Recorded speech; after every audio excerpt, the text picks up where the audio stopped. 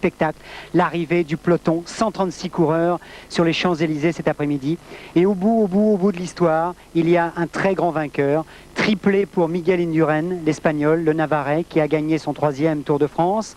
Et puis aussi, surtout, doublé pour le grand Miguel, car en 2 années de suite, il a gagné le Tour de France et le Giro. Et cette année encore, le Tour de France et le Giro. Voilà le podium de ce Tour 93, avec Miguel Indurain en jaune. Le deuxième, c'est Tony Rominger, il est là avec nous.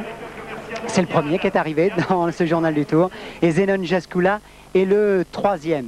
Hommage à Miguel Indurain avec un montage de Jean-Bernard Contou.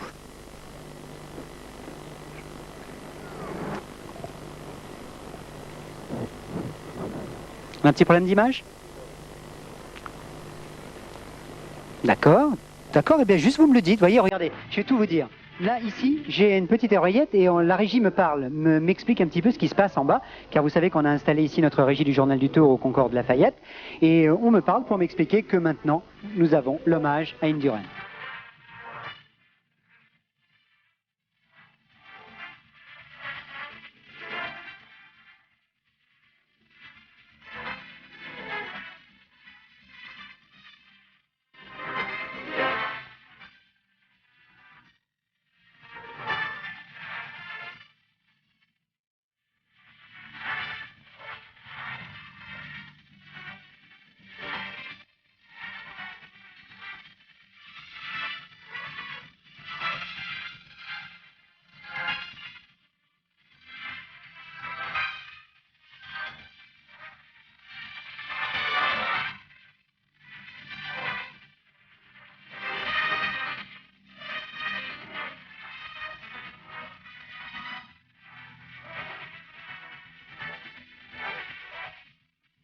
Voilà, hommage donc à Miguel Indurain, monté par Jean-Bernard Contou. Maintenant, nous allons tout de suite passer la parole au deuxième de ce Tour de France 1993, car c'est de toute façon une superbe performance, Tony. Le maillot à pois super champion, vraiment, vous êtes un grand champion. Et en plus, vous avez contesté, pour la première fois hier, on a vécu un événement en direct, vous avez battu Miguel dans le contre-la-montre. Ah oui, ça... C'est la plus belle des contestations, ça, de son pouvoir. Je préfère gagner des étapes dans les Alpes, mais hier, j'étais très content, surtout battre le maître de le contre-la-montre. Claude Aymar. Oui, moi j'ai un peu l'impression que Tony, ça a été un petit peu l'homme de ce Tour. On en a parlé pratiquement tous les jours. Alors, bon, il y a ce maillot à pois qu'il a depuis quelques temps, il y a ces 3 victoires d'étape qu'il ne faut pas oublier, et puis il y a aussi des moments de galère, on pourrait dire, des moments où Tony est tombé, des moments où Tony a crevé. Tony, ce Tour, cette 2e place, vous l'avez vraiment gagné. Ah oui, je crois, après Indurain, j'étais le mieux. Hein, et je suis très content que je suis au moins monté sur le podium, mais ça, je suis très content avec ça. On va peut-être voir les images, je ne sais pas si elles sont arrivées. C'est prêt. Les images de toutes les galères de Tony. Voilà, alors d'abord c'était le contre-la-montre par équipe et puis une petite pénalisation, enfin une pénalisation d'1 minute tout de même. Ça fait mal, hein. On vous a reproché de vous être poussés les uns les autres, c'est ça? Alors que vous n'étiez que 5? On était encore 5. Il y a eu une pause très dure au fin et Jon Unsaka, un équipier, il a voulu pousser Jörg Müller parce qu'il était vraiment juste. Et Jörg Müller, il vient de la piste, il savait qu'on ne peut pas, alors il n'a même pas touché vraiment. Il dit non, touche-moi pas, tu ne peux pas, et on a pris la pénalisation. Et alors ensuite, il y a eu la frayeur de Marseille. La chute. Ah oui, là, c'était peut-être mon faute. J'ai vu de loin qu'il y a un virage serré à droite et Fede Chavi qui a fait l'effort devant moi, il n'a pas vu et moi j'ai déjà viré et j'ai pris son roue derrière. Ensuite on a vu donc le contre-la-montre du lac de Madine, un temps épouvantable, une chute, une crevaison et puis une crevaison hier encore. Combien de fois vous avez crevé sur ce Tour de France, Tony? 2 fois, dans le contre-la-montre, 2 fois. Dans le contre-la-montre 2 fois, c'est vraiment pas de peau ça, non? Jusqu'à maintenant c'est la première fois que j'ai crevé dans une contre-la-montre, mais maintenant c'est passé ici dans le Tour de France. Alors j'ai eu un peu la malchance ici. Alors c'est un exploit que vous soyez 2e à Paris ou non? Oui, pour moi je suis très content. Je suis arrivé ici pour faire au moins être dans les premiers 5, pour faire voir à tout le monde que je suis capable de faire un bon Tour de France. Et comme je suis arrivé ici 2e, ça c'est bien pour moi. L'année prochaine, comme cette année, mais peut-être un petit peu plus, vous jouerez pour la gagne vraiment? Ah oui, l'année prochaine, si je peux le préparer comme je veux, je crois que je peux le gagner. On nous présente là tout petit la famille. Votre femme vous a rejoint tout de suite. Elle a beaucoup d'importance dans votre vie, Tony. Ah oui, pour moi c'est la plus importante, mais je crois que c'est normal pour tout. On aime toujours les personnes qu'on aime, avoir pas loin de toi. Mais c'est plus que l'affection aussi, hein. Je crois que vous impliquez aussi un peu dans l'organisation de la vie de Tony. Ah oui, elle fait, à part le vélo, elle fait tout pour moi, parce que comme ça je suis beaucoup plus tranquille et c'est mieux pour moi comme ça. Et la petite fille?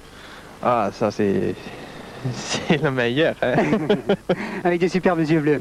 Merci beaucoup. La parole au président Hervé Bourges, parce que le président va aller au journal de 20h. On a eu à la fois une très grande joie avec ce tour sur France Télévisions, président pendant 3 semaines. Et puis hier soir, en ce qui concerne le football, en revanche, ça a été un petit peu un gros énervement de la part de France Télévisions. Oui, vous allez en parler tout à l'heure au journal de 20h. Ici, on est venu pour parler du Tour de France et pas du football. On pourrait faire des comparaisons. Quand on voit les efforts qui sont accomplis par les coureurs, qu'on sait ce que ça suppose de souffrance, d'endurance, et qu'on voit des footballeurs, quelle que soit leur qualité, bon, on fait la différence. Et je voudrais dire ici toute mon admiration pour tous ceux qui sont autour de moi et qui ont participé au Tour de France et qui nous ont donné cette belle image du Tour. Et je crois que s'il y a eu de si nombreux téléspectateurs, c'est peut-être parce que les téléspectateurs se sont aperçus que c'était un sport sain, où on ne trichait pas, où c'était la loi de l'effort qui l'emportait, du talent individuel, et que c'était important de le souligner. Et puis aussi parce que France Télévisions, avec ses 2 chaînes de télévision, a permis de montrer aux Français leur pays, au travers de superbes images, si bien qu'il y en avait pour tous les publics. Ceux qui s'intéressaient à la compétition elle-même, ils étaient nombreux, ceux qui s'intéressaient à leur pays et ceux qui s'intéressaient à un spectacle, à une dramatique, chaque jour renouvelée. Et je voudrais dire ici combien je suis heureux que nous ayons de si nombreux téléspectateurs, car nous en avons eu plus encore que l'an dernier. Donc d'année en année, il y a davantage de téléspectateurs, même si certains ont pu dire qu'il n'y avait pas le panache, qu'il n'y avait pas l'enjeu qui existait à un certain nombre d'autres années. Et je voudrais dire aussi ici combien nous sommes attachés au partenariat qui nous lie à ceux qui se trouvent autour de cette table, Jean-Claude Killy, M. Corinzo, Jean-Marie Leblanc, notre ami Boudet qui a dirigé si bien de sa voiture, j'ai partagé une étape avec lui, et leur dire que nous avons vraiment ensemble pu accomplir, je dirais, des exploits. Alors bien sûr, ceux qui ont réussi l'exploit principal, ce sont les coureurs du Tour de France. Mais c'est aussi toutes les équipes techniques, les journalistes, les animateurs, je ne citerai aucun nom, mais tous ceux qui, pendant ces 2 semaines, ont procuré du bonheur et de belles images aux téléspectateurs. Merci Président. On vous retrouve à 20h donc pour parler du football où là vraiment ça ne pourra pas durer comme ça longtemps.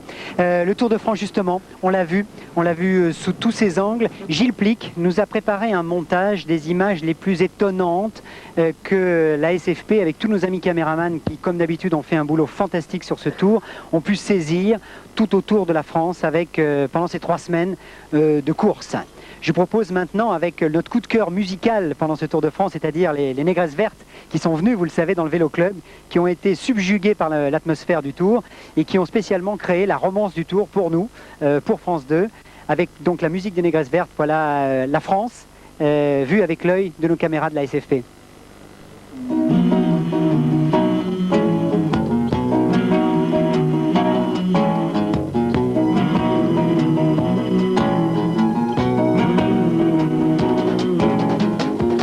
Caravane s'élance, était sur les routes de France, parcours campagnes et vallées, franchit l'école des Pyrénées.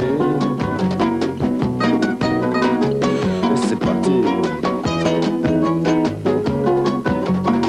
Et sous le soleil de Provence, ou dans le nord sur les pavés, le Tour perpétue la romance. Entre la France et les beaux jours, la romance du Tour de France. Vaincre les Alpes et ses sommets, revoir la Bretagne embrumée. Quand au matin il se relance, à l'assaut des routes de France.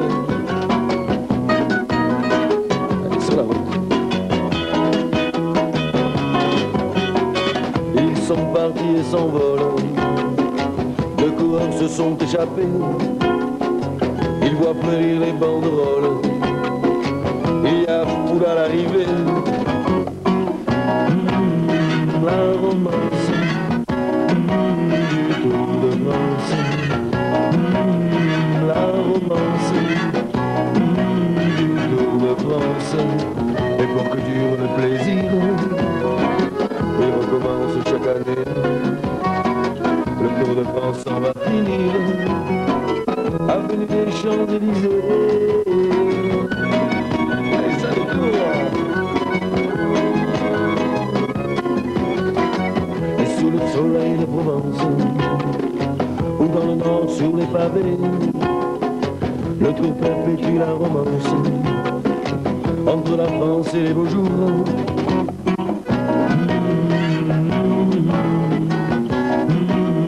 La romance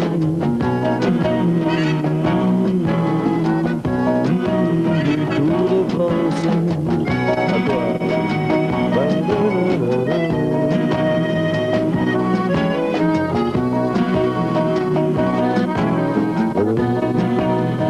La romance du Tour de France.